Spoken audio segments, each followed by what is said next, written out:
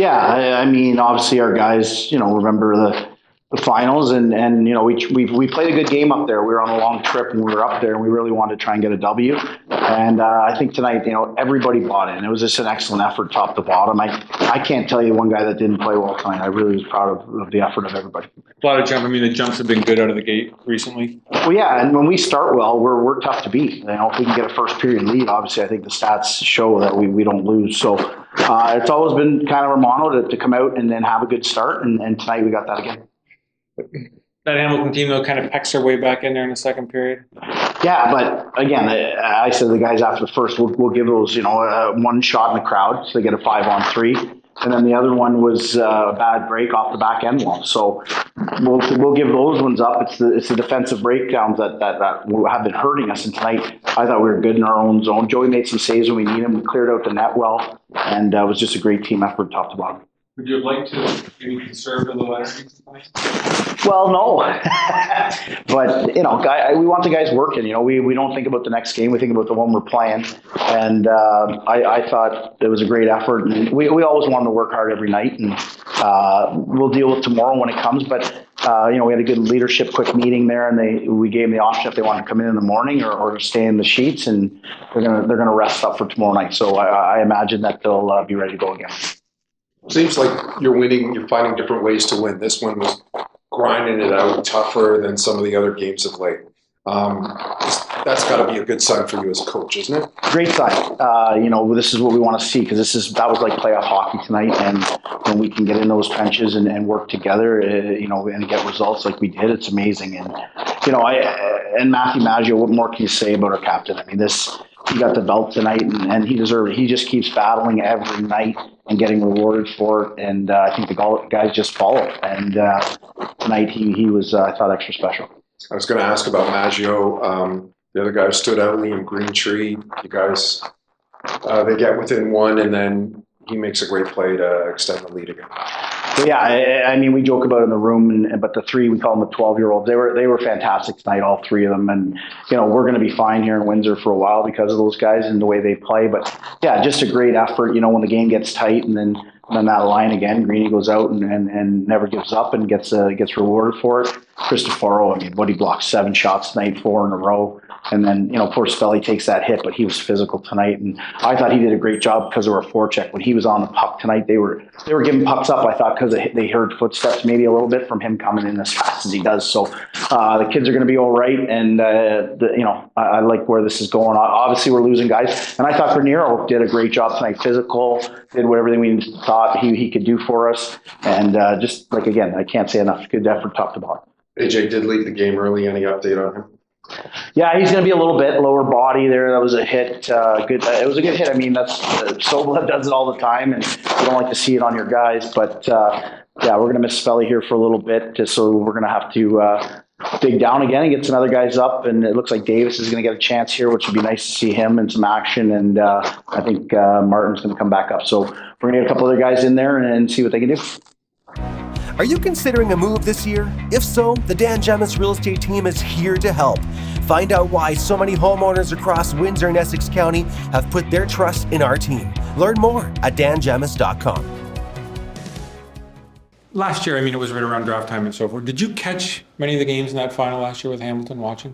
Not a lot, but I think I caught a couple, and from what I was watching, it was some good hockey, fast and strong. Are some of the older guys still here? I mean, do you still sense that they get up for this team? Yeah. Oh, yeah. Like guys like Maggio, what a night he had. He's just getting chipped and just getting pushed down, and he just keeps going, and that's with all the guys tonight.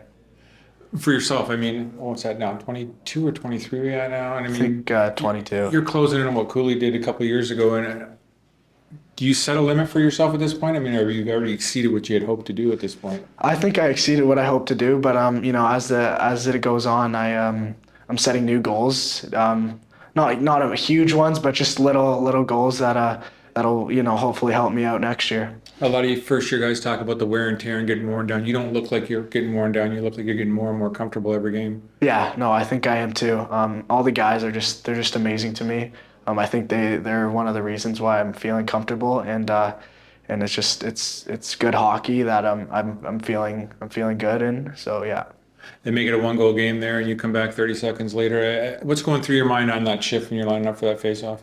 I'm just going out there to play hard. You know, when you're 1 goal up, you're not really cheating for offense or, you know, looking for much offense there. So Maggio kind of chipped it out. I just forechecked, and you know, I forechecked hard. I beat the guy, and it came on my stick, and that was. Did you find this one took a lot of you guys emotionally? I mean, very emotional game. Yeah, for sure. It was a really fun game. I love those types of games where you just get wear down the entire game, and you guys we just stayed put and stayed strong, and that's the outcome. Maggio's going through what you talked about tonight. You know, they really checked him tough with poking him all night, and then he performs at a high level like he did tonight.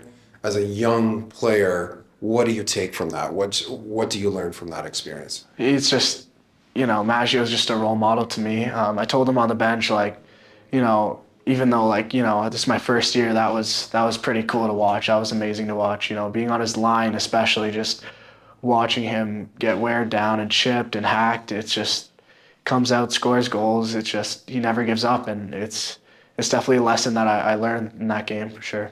Fans got into it in the third period too. How was it like playing in front of a full house? It's pretty cool. It's a once in a lifetime kind of thing. I hope we get crowds like that more. But you know, just when I came here in the playoffs last year, coming down watching the games like that, it's just such a cool thing. It's such a good community. It's awesome.